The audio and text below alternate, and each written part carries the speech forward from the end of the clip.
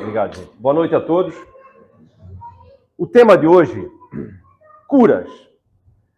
É um tema que nós recebemos os temas na nossa casa, lá em São João Batista, em Blumenau, sempre ditados pela espiritualidade. E é um tema que abrange vários outros assuntos, né? Então, nós separamos alguns pontos que são comuns em algumas obras básicas segundo o Espiritismo.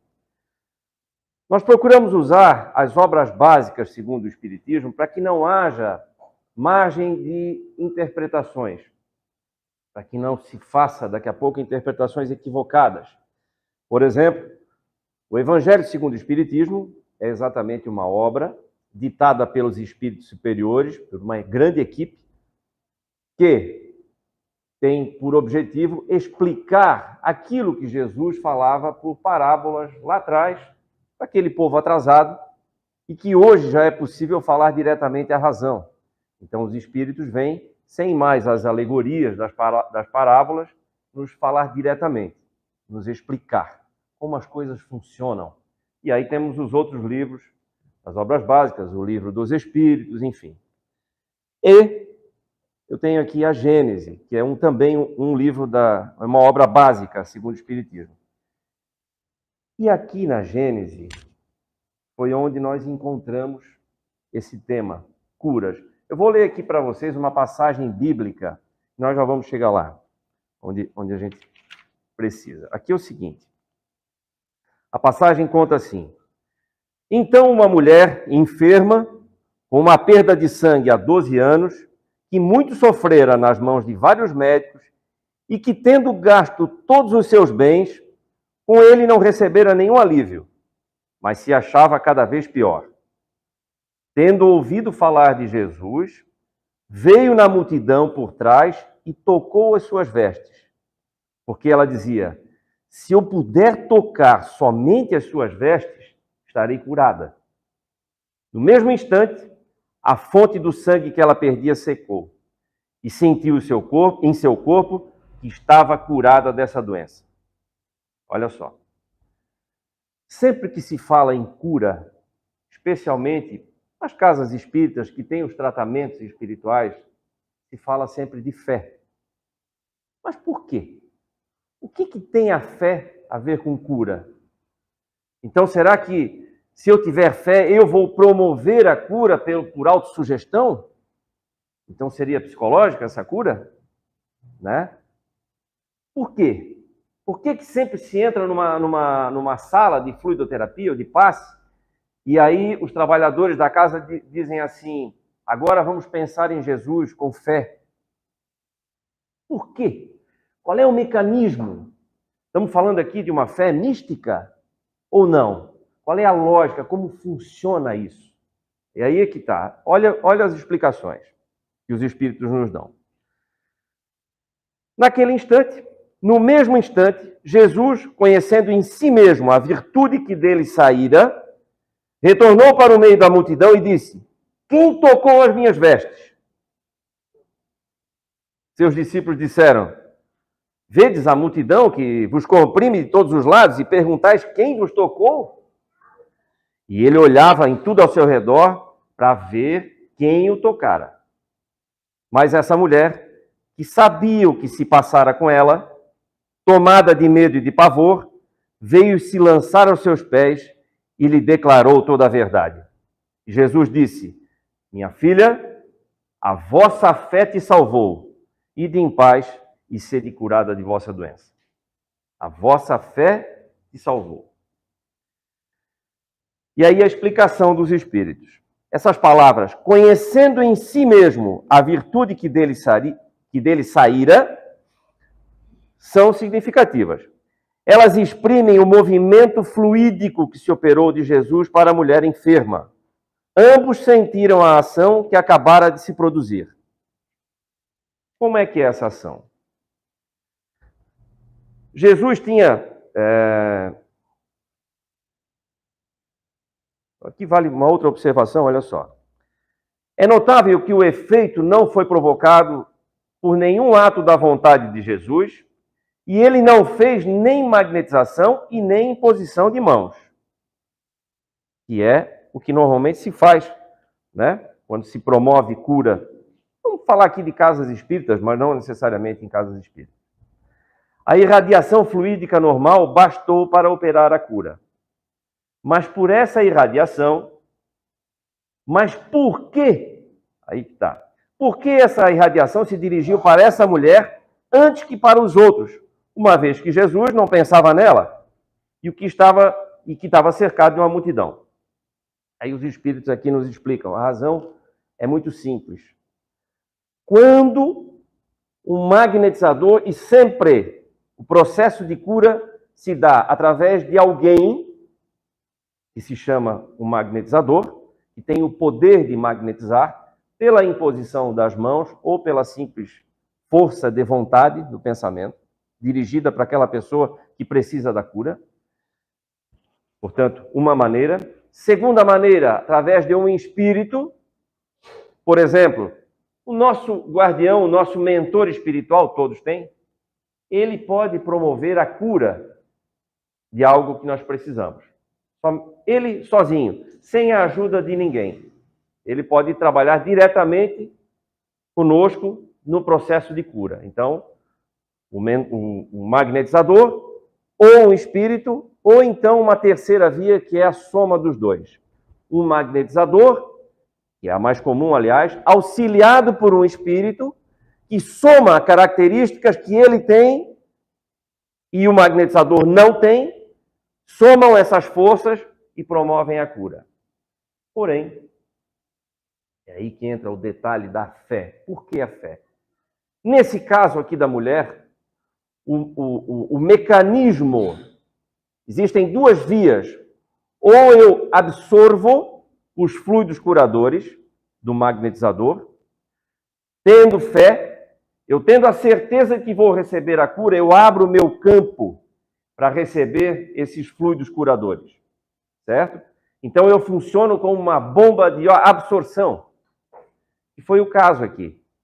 A mulher tinha certeza de que se ela tocasse na roupa de Jesus, ela receberia o que fosse necessário para curar a enfermidade dela. Então ela funcionou como uma bomba de absorção.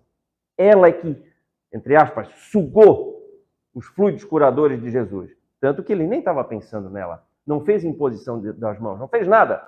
Mas ele sentiu que saiu do campo magnético dele o fluido curador. Tanto que ele já perguntou, quem foi que me tocou? E aí ele explicou o jeito dele, né? Foi a tua fé que te curou.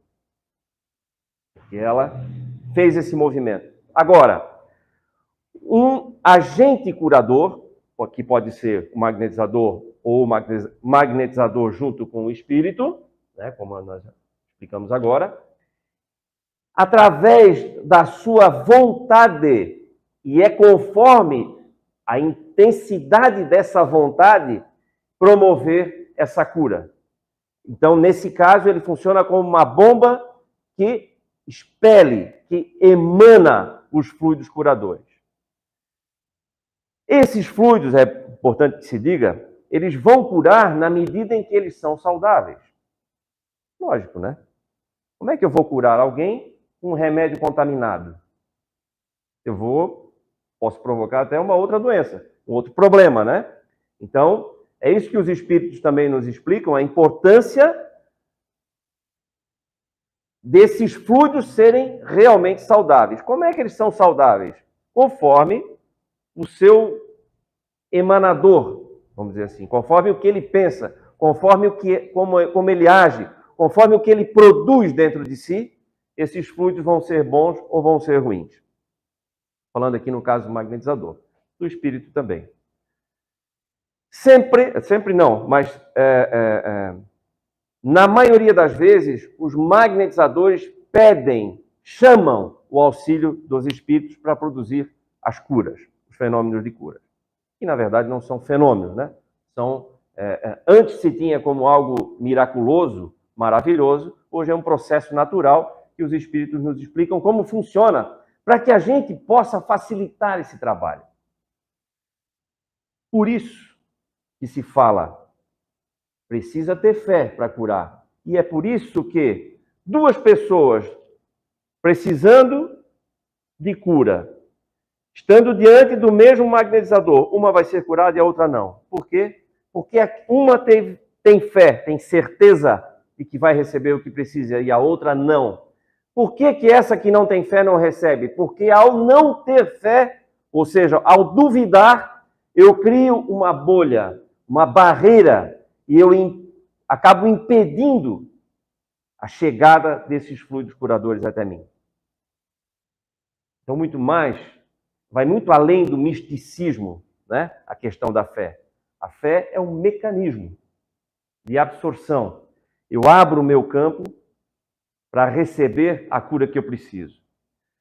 Claro que as doenças nos são causadas por diversos motivos, mas sempre são causadas por nós. Certo? Tem uma frase que eu gosto muito, que é do pai da medicina, o Hipócrates, que ele diz o seguinte, escrevi aqui em algum lugar, mas assim, ele diz assim, ó, antes de curar alguém, pergunta-lhe se está disposto a desistir das coisas que o fizeram adoecer. Antes de curar alguém, pergunta-lhe se está disposto a desistir das coisas que o fizeram adoecer. Ou seja, isso também é uma evidência, né, de que nós produzimos a doença. Agora, eu posso evitar que essa doença se manifeste no corpo físico, porque eu sempre começo a produzir ela pelas minhas atitudes, pelos meus sentimentos, pelos meus pensamentos. Hoje está aí a epigenética já mostra, né? Hoje nós temos aí livros comprovando isso tudo. Tem aí o Dr. Bruce Lipton, é um biólogo, um bioquímico americano, que lançou o livro A Biologia da Crença. Foi um dos livros mais revolucionários desse século, se fala. Por quê? Porque ele comprova, por diversos estudos, que, através dos nossos pensamentos e sentimentos, nós podemos produzir doença e cura. Ou podemos evitar que doenças se manifestem. Ou seja, hoje a ciência já comprova que não é mais o que está no nosso DNA que vai determinar o que vai acontecer conosco. Mais de 95% de genes, de doenças que estão no nosso código genético podem não se manifestar de acordo com os meus hábitos. Mais de 95%. Então, aquela história de que assim, isso aí já está na minha genética, então eu vou ter diabetes, ou vou ter problema cardíaco, ou eu vou desenvolver um câncer, porque isso aqui já está genético, não é mais verdade. Se acreditava até algumas décadas atrás. Então, me desculpem, quem ainda tem essa crença, pode se atualizar, e não é mais assim. Posso afirmar com certeza para vocês. Agora, como é que faz então? Tem os hábitos alimentares, os hábitos físicos e os hábitos de pensamentos e de crenças. Isso também abre o campo para que eu possa desenvolver ou não doenças que estão lá no nosso código genético. Mas isso é outro assunto, isso dá para uma palestra inteira. Voltando aqui ao assunto de cura, olha só. Jesus tinha, pois, razão em dizer, a vossa fé vos salvou. Compreende-se aqui que a fé não é uma virtude mística, tal como certas pessoas a entendem, mas uma verdadeira força atrativa. Por isso que se fala que a fé cega não é mais desse século, porque agora nós estamos na era da fé raciocinada. É isso que o Espiritismo nos propõe. Fé raciocinada é entender como as coisas funcionam, para que eu possa ser um facilitador e não fique apenas esperando que as coisas aconteçam. Seja o que Deus quiser. O seja o que Deus quiser pode ser dito de duas maneiras.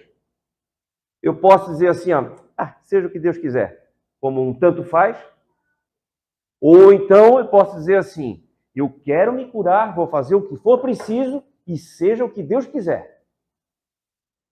Diferente. Porque no momento em que eu ligo no modo tanto faz, eu deixo de lado um mecanismo importantíssimo nesse processo de cura, que é a vontade. Olha o que os Espíritos nos explicam a respeito da vontade. Achei muito esclarecedor isso aqui, e eu confesso que nunca tinha prestado atenção nisso. No livro dos Médiuns, recomendo, também das obras básicas, uma das obras básicas do Espiritismo, segundo Allan Kardec, explica os diversos tipos de mediunidade existentes e como funcionam, como é que é o mecanismo. Então, nós vamos lá no capítulo que fala sobre mediunidade de cura. E aí, só vou ler um trechinho que diz o seguinte: sabe-se o papel capital que exerce a vontade em todos os fenômenos do magnetismo. Mas como explicar a ação material de um agente tão sutil? A vontade não é um ser, uma substância qualquer. Não é nenhuma propriedade da mais etérea matéria. A vontade é o atributo essencial do espírito, quer dizer, do ser pensante. Só nós temos isso. Só nós temos vontade. Ou falta dela, né? Com a ajuda dessa alavanca, ele age sobre a matéria elementar e, por uma ação consecutiva, reage seus compostos, cujas propriedades íntimas podem, assim, ser transformadas. A vontade é o atributo do espírito encarnado, assim como do desencarnado. Daí o poder do magnetizador, poder que se sabe estar em razão da força de vontade. Ou seja, quanto mais vontade eu tenho, maior a minha capacidade de produzir a cura. Todos nós somos magnetizadores, em maior ou menor grau, todos nós. Posso desenvolver? Pode. Como é que faz isso praticando? Ah, mas eu não tenho vontade. Peça por vontade. Peça para o seu mentor espiritual, me ajuda a desenvolver vontade. É tudo que ele quer. É tudo que o nosso mentor quer. Ele quer ver a gente se desenvolvendo. Ele quer ver resultado do trabalho dele. Então peça as coisas certas. Ah, eu estou sem vontade. Me ajuda. E vão te ajudar durante o sono, durante o dia, onde for, magnetizando, intuindo, sugerindo bons pensamentos, sugerindo boas leituras, palestras, o que for, bons ambientes, boa música. Aliás, a música tem uma capacidade fantástica. Eu não sei se outra forma de arte tem, de mudar o nosso padrão vibracional instantaneamente. Não é assim? A gente está num dia que não é muito ruim, não sei se vocês têm algum dia que é muito ruim. Acho que não, eu tenho às vezes. Então, e de repente, tá lá, toca no rádio uma música que me transportou para um momento feliz, alegre, que me fazia bem, me fez bem, e me levou, me despertou aquela lembrança. Eu, automaticamente fui para lá, me transportei. Instantaneamente. Pronto. A partir dali, se eu cuidar, eu mudo o meu padrão vibracional do meu dia, a partir daquele momento. Se não foi por acaso, eu posso fazer isso. Né? Posso fazer, eu digo, posso fazer isso por vontade minha. Não, vou botar alguma coisa aqui para mudar isso aqui. Deu, para. Não vou mais ver noticiário, não vou mais ler fofoca, página policial, não quero mais ver novela, vou ver coisa boa agora. Agora eu vou me curar. Vamos botar o vídeo aqui? Como é que faz aqui, Wagner? Tem que fechar isso aqui, né? Olha só. Eu vou mostrar para vocês aqui um ensaio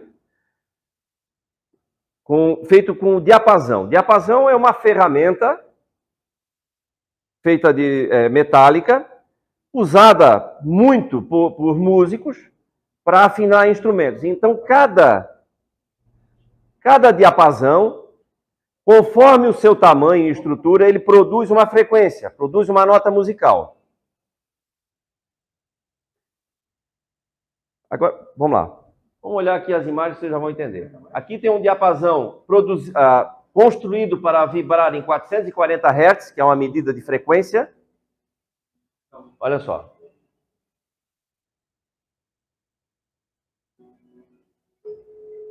Diapasão igual a esse, bate num, vibra no outro. Aqui é um diapasão diferente, pode ver. 512 Hz, a estrutura é diferente. Ele toca nele, mas não reverbera aqui. Agora... Dá para ver? Todo mundo conseguiu? Ok. Obrigado, Rainer. Isso aqui serve para mostrar o seguinte. Quando se fala em frequência, é importante vibrar numa frequência de amor, de luz, de paz, de harmonia e tal, mas às vezes isso fica muito distante. Aqui mostra que... Isso aqui é física, gente.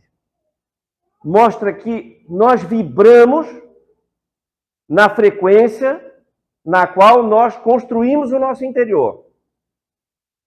Melhor dizendo, eu só consigo acessar certas frequências se eu estiver vibrando internamente também nessa frequência. Por isso que se fala em caridade. Tem que fazer caridade. Caridade que eu falo aqui. Qual é a caridade mais difícil? É a paciência, é ouvir. E a mais difícil ainda é dentro de casa, né? Com o próximo, com o parente próximo, com aquelas pessoas com quem a gente convive. É difícil ter paciência, é difícil ouvir, é difícil ser gentil, é difícil fazer um favor, é difícil pedir perdão, é difícil pedir por favor. Ali é que é o teste de verdade. Às vezes a gente ouve pessoas comentando assim, eu prefiro 1000 vezes lidar com bicho do que lidar com seres humanos. Ótimo, beleza. Vai se desenvolver? Muito pouco.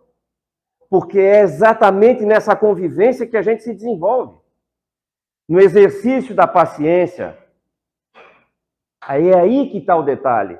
Então, não cabe a gente reclamar porque está sendo testado.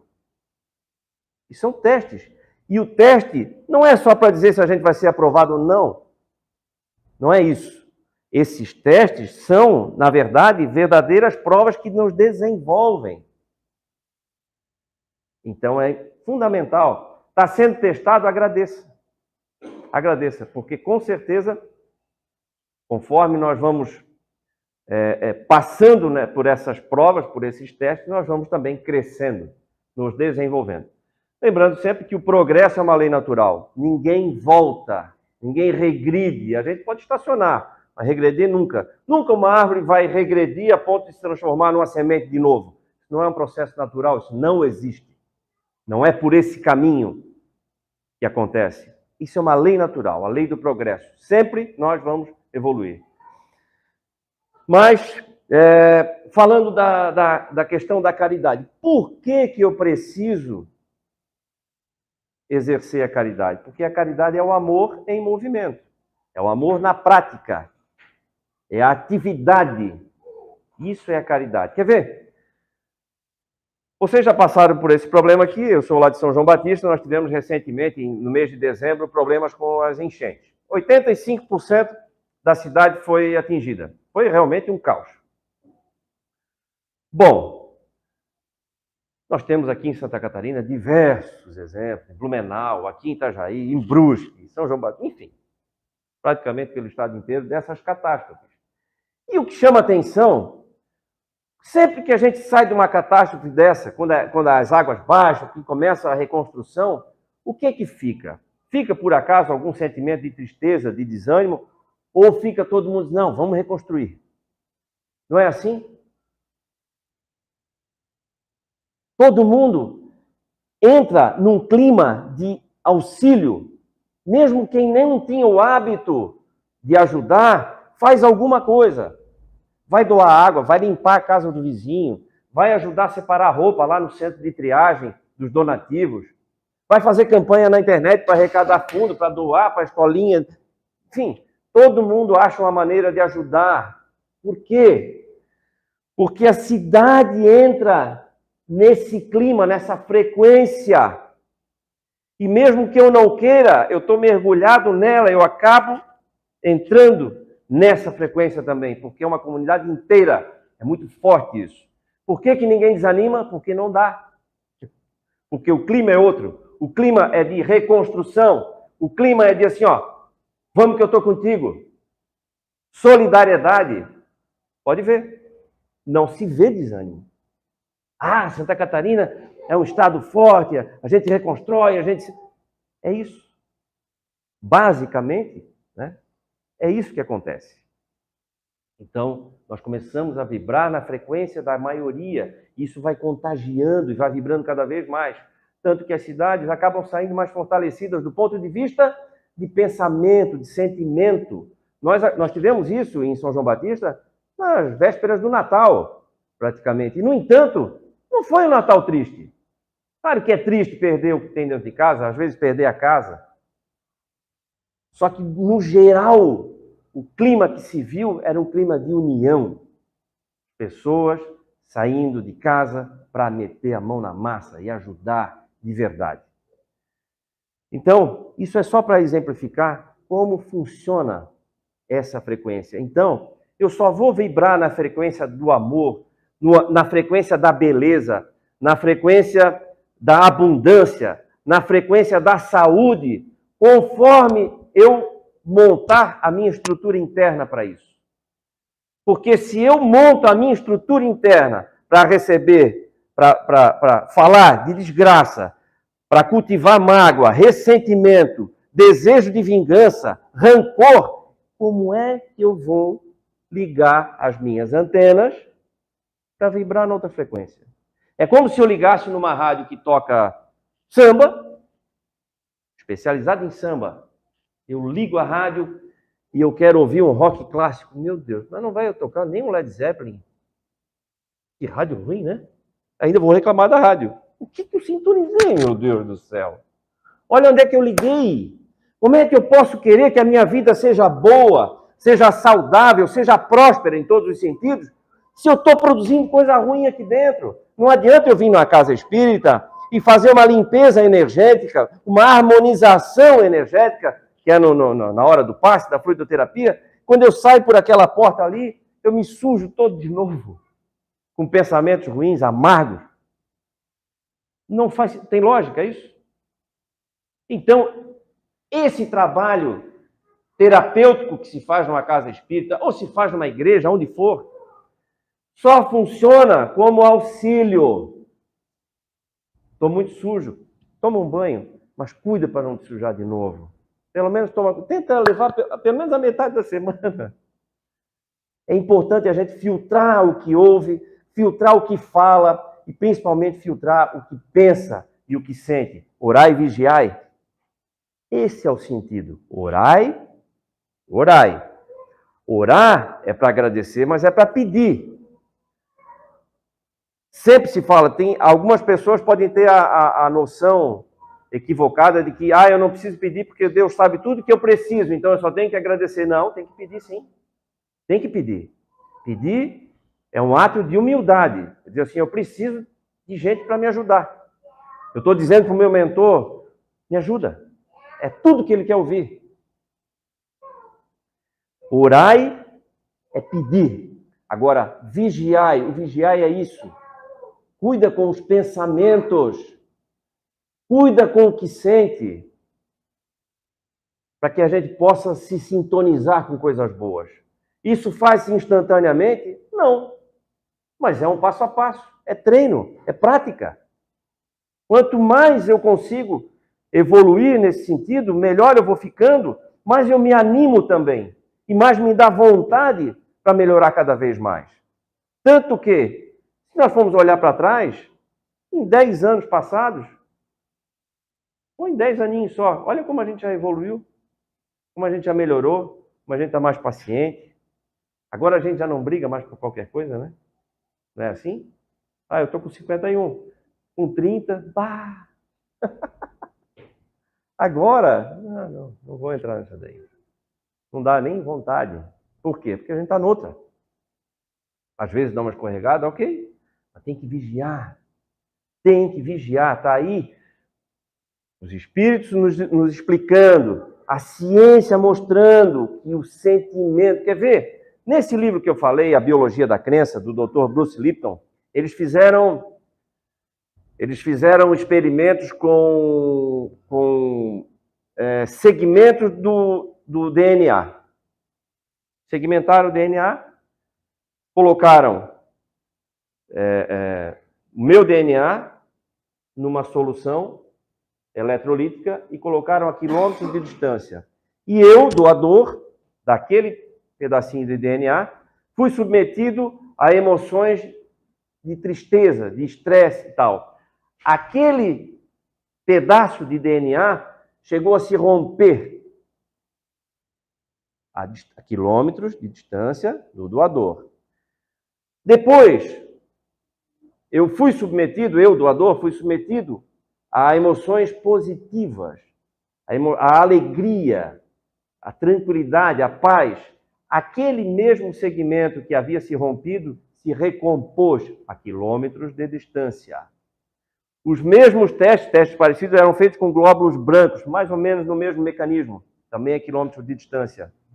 Olha, dá para entender por que se fala, o fluido cósmico universal é o conduíte, é o meio. Por que não tem distância entre os nossos mentores espirituais e nós? Por que não tem distância que o pensamento não vença? Porque o fluido cósmico universal serve de transmissão e nós conseguimos fazer essa ligação instantaneamente, conforme a nossa vontade. Então, meus amigos, são 3 pontos principais que nós precisamos cuidar e desenvolver para promover as curas que nós queremos. Tá? Então, a fé, que é para que eu possa estabelecer essa conexão, porque a falta dela eu crio uma barreira, então fé. Vontade para eu amplificar e melhorar essa conexão, e a caridade, que é o amor, que é o resumo das leis divinas, é o amor em ação, para que eu me sintonize com coisas boas, com abundância, com beleza, com saúde, com prosperidade, em todos os sentidos. Certo? Inclusive material.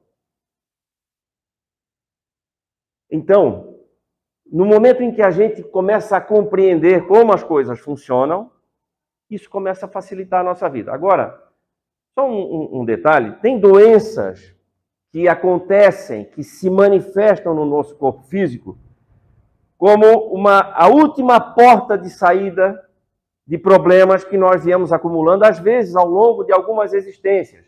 Nós acumulamos cargas energéticas pesadas no nosso campo magnético, chamado de perispírito, ou chamado pelo pesquisador brasileiro, já desencarnado, mas brilhante, reconhecido no mundo inteiro, Dr. Hernani Guimarães Andrade. Ele chamava o perispírito de modelo organizador biológico. Então, o MOB. No nosso perispírito, conforme nós persistimos com atitudes, com pensamentos e com sentimentos ruins, eu vou criando formas, pensamentos que acabam ficando como manchas no meu perispírito.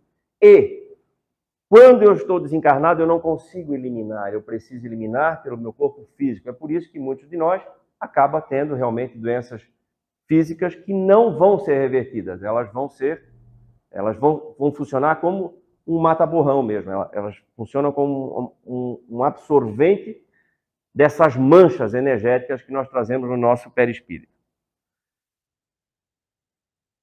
Só como um auxílio, o modelo organizador biológico, quando a gente está reencarnando, no momento da concepção em diante, nós, com o nosso modelo organizador biológico, nós, espírito, nos acoplamos, né, ao embrião, e ele começa a funcionar como uma forma eletromagnética. Vou falar assim para que fique bem didático, né?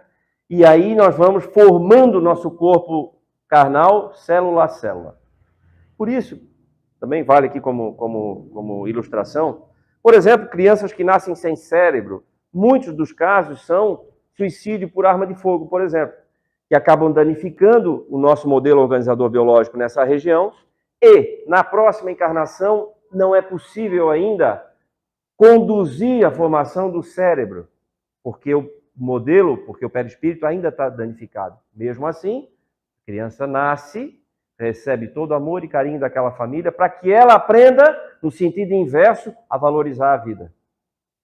O que fez com que ela tirasse lá atrás, ela vai aprendendo no sentido inverso, recebendo amor pelo tempo que for.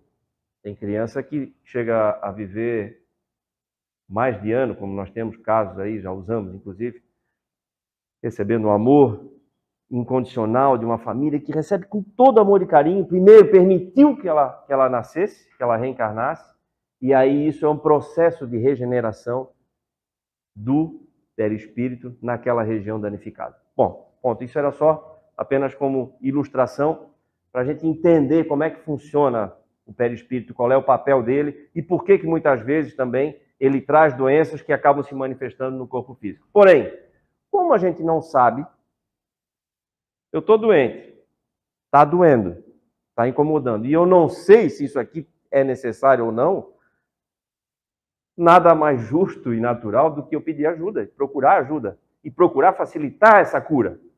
Então, está aí os mecanismos para auxiliar, para nos auxiliar a promover e facilitar esse processo de cura. Certo, gente?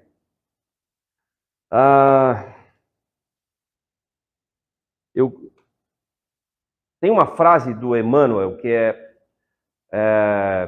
o mentor espiritual de Chico Xavier, que diz o seguinte, está aqui: toda vez que a justiça nos procura para acerto de contas, se nos encontra trabalhando em benefício do próximo, manda a misericórdia divina que a cobrança seja suspensa por tempo indeterminado. Resumo do que nós falamos de caridade, né? Chegou o tempo de eu pagar a conta. Né? Sim, porque o perdão divino é uma contabilidade. Não adianta eu pedir perdão a Deus e não fazer nada para construir esse perdão. Para todo ato ruim que eu fiz, eu preciso compensar com um ato bom. Isso é uma contabilidade. Opa, zerei isso aqui, construí o perdão.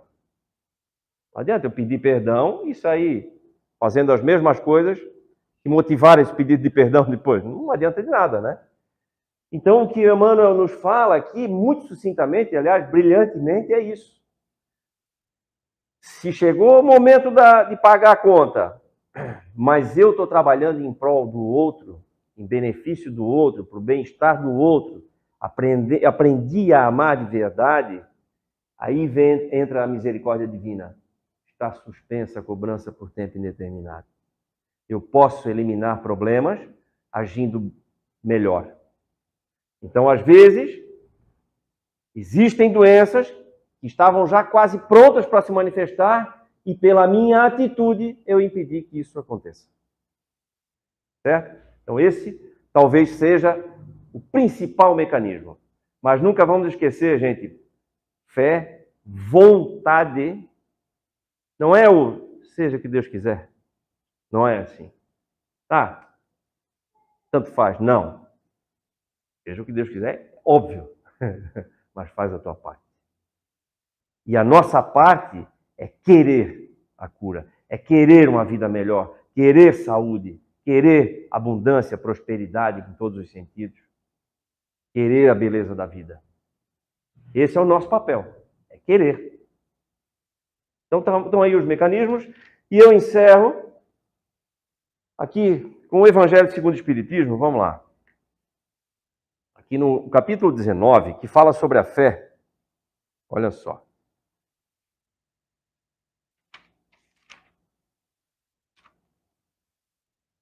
A fé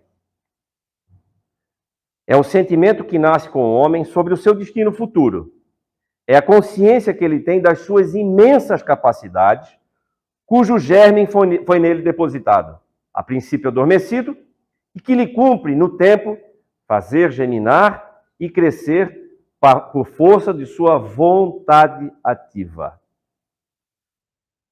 A fé é humana ou divina, conforme o homem aplique as suas capacidades em relação às necessidades terrenas e aos seus anseios celestes e futuros. O magnetismo é uma das maiores provas do poder da fé, colocada em ação. É pela fé que cura e produz esses fenômenos que antigamente eram qualificados como milagres. Eu repito, a fé é humana e divina. Se todos os encarnados estivessem cientes da força que trazem em si mesmos, e se quisessem pôr a sua vontade a serviço dessa força, seriam capazes de realizar o que até agora chamamos de prodígios e que não passam de um desenvolvimento dos dons e capacidades humanas. Então, meus amigos, tenham todos uma excelente reflexão e que a gente possa mudar de atitude, mesmo que um pouquinho a cada dia daqui para frente. Tá bom, gente? Obrigado.